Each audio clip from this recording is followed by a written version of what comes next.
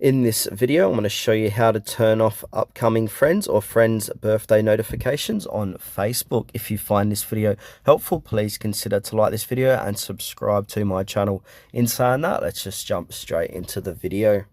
Okay, so what we need to do is open up Facebook, then click enter our user profile, and then click onto the gear icon. Now inside settings and privacy. Inside settings and privacy, we want to click onto where it says search settings, and then click on search settings, then type in notifications or notification, and then search for notification. From here, click into notifications.